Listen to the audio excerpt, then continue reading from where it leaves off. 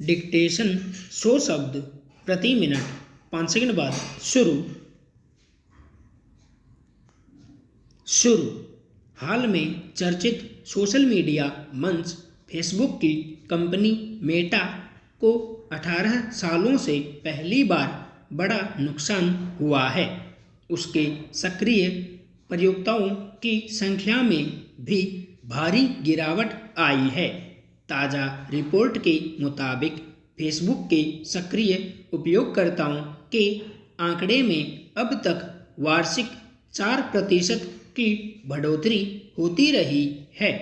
साथ ही अपनी विभिन्न कंपनियों से मिलने वाले विज्ञापनों से फेसबुक हर साल मोटा राजस्व कमाती आई है। ऐसे में पिछली तिमाही से कंपनी को रोजाना के सक्रिय उपयोगकर्ताओं की संख्या में इजाफा होने की उम्मीद थी, लेकिन यह संख्या आशा के अनुरूप नहीं बढ़ पाई। इसके चलते कंपनी की कमाई प्रभावित हुई है, जो बीते साल की तुलना में 8% कम है। इसके लिए कंपनी ने नए सोशल मीडिया मंचों और उनके द्वारा दी जा रही सुविधाओं को जिम्मेदार माना है। एप्पल जैसी कंपनियों की निजता संरक्षण की नीति को भी अपने घटते कारोबार की वजह बताया है, इसलिए कि पूरी तरह लोगों की निजी जानकारियां साझा न करने के कारण यह नीति विज्ञापन दिखाने और कमाई करने में बाधा बन रही है। दरअसल आभासी दुनिया के सबसे चर्चित मंच फेसबुक से उपयोगकर्ताओं की बढ़ती दूरी के कई कारण हैं।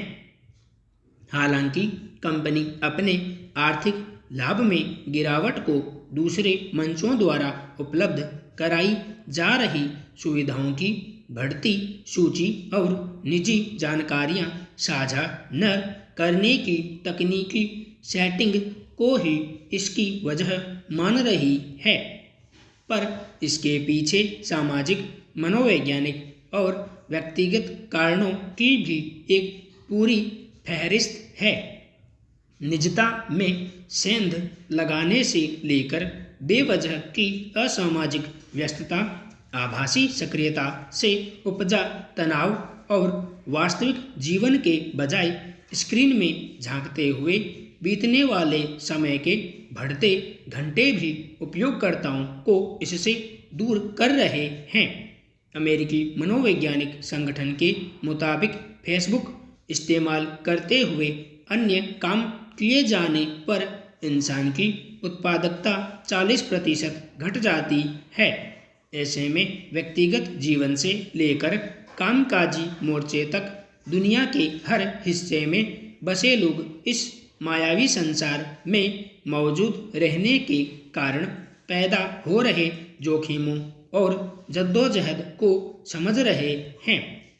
नतीजतन इस आभासी दुनिया से दूर भी छिटक रहे हैं। बीते कुछ महीनों में उपयोगकर्ता यह महसूस कर पा रहे हैं कि मेटा कंपनी ने फिलहाल अपना ध्यान पूरी तरह विज्ञापन दिखाने पर केंद्रित किया हुआ है। इसके चलते इस मंच पर मौजूदगी दर्ज कराने वाले उपयोगकर्ताओं द्वारा साझा की जा रही सामग्री पूरी तरह उपेक्षित हो रही है। इतना ही नहीं, निजी जानकारियां साझा करने से लेकर नकारात्मक और नफरत फैलाने वाली सामग्री को विस्तार देने और मानव तस्करी की समस्या से जुड़े आरोप भी फेसबुक पर लगते रहे हैं। हमारे देश में तो यह माध्यम फर्जी खबरों और नकारात्मक टिप्पणियों के लिए भी खूब चर्चा में रहता है। बड़ी संख्या में उपयोगकर्ता अभिव्यक्ति की आज़ादी के नाम पर विद्रूप परिवेश तैयार करने के लिए भी इस मंच का इस्तेमाल कर रहे हैं। तकलीफदेह क्षणों में भी यहाँ दिखता वैचारिक दुराग्रह असल दुनिया में भी सामाजिक पारिवारिक माहौल में दिशाहीनता को बढ़ा रहा है। ऐसी बहुत सी बातों की एक लंबी फहरिस्त है जो लोगों का भरोसा छीन रही है। नतीजतन उपयोगकर्ता इस मंच से दूरी बना रहे हैं। हालांकि भारत में तो काफ़ी समय से एक बड़ा वर्ग सोशल मीडिया से दूरी बनाने की ओर अग्रसर है। कुछ समय पहले आई डिजिटल मार्केटिंग कंपनी ऑनलाइन के अध्ययन में सामने आया था कि हमारे यहाँ हर महीने करीब 5 लाख लोग सोशल मीडिया से दूरी बनाना चाहते हैं। इसी के साथ एक पहलू यह भी है कि फेसबुक जैसे आभासी मंच समय लीलने का जरिया भी है। इस असामाजिक और दिखावटी बनावटी दुनिया से दूर होने की एक बड़ी वजह यहाँ बीत रहे समय को बेहतर कामों में लगाने की समझ पैदा होना भी है। गौरतलब है कि बीते 2 बरस में कोविड काल में बदली जीवन शैली ने स्क्रीन की दुनिया में लोगों की मौजूदगी का समय बहुत ज़्यादा बढ़ा दिया था। स्कूल, दफ्तर का या दूसरी चीज़ों से जुड़ी सूचनाएं जुटाने का मामला हो या आम दिनचर्या से जुड़े अड़े अद्यतन साझा करने का व्यवहार, आभासी दुनिया में लंबा वक्त बीत रहा था। लेकिन अब आमजन यह जानने और मानने लगे हैं कि आवश्यकता हो या अवकाश, हरदम ऑनलाइन रहने की आदत कई व्याधियां भी पैदा करने लगी है। बीते दिनों आई रिपोर्ट के मुताबिक कोविड महामारी के कारण लगभग हर 3 में से 2 यानी 66% लोगों को ऑनलाइन रहने की आदत लग गई है। रिपोर्ट बताती है कि भारत में वयस्क काम या शैक्षणिक गतिविधियों के बजाय औसतन प्रतिदिन 4.4 घंटे स्क्रीन के सामने बिता रहे हैं। साथ ही 10 में से 8 यानी 82% लोगों ने माना कि वे कोरोना महामारी के दौरान शिक्षा या काम के अलावा भी फोन पर ज़्यादा समय बिता रहे हैं।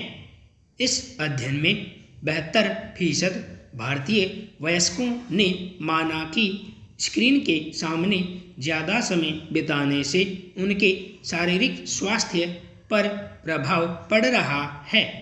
वहीं 55% लोगों का कहना है कि इससे मानसिक स्वास्थ्य भी बहुत प्रभावित हुआ है। यूके के आंकड़ों के अनुसार कोरोना काल में भारत में स्क्रीन टाइम की बढ़ोतरी और नज़र की कमजोरी में गहरा संबंध देखा गया है। आँखों की रोशनी कम होने और नज़र खराब होने की शिकायत के मामले में भारत दुनिया की सूची में सबसे पहले स्थान पर आ गया है।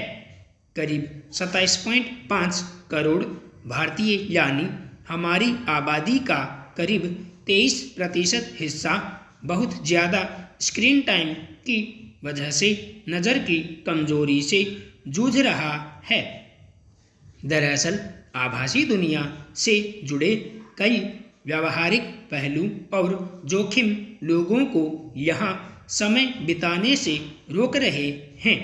साथ ही लोग आभासी लोकप्रियता से उपजी उलझने और असलियत भी समझने लगे हैं।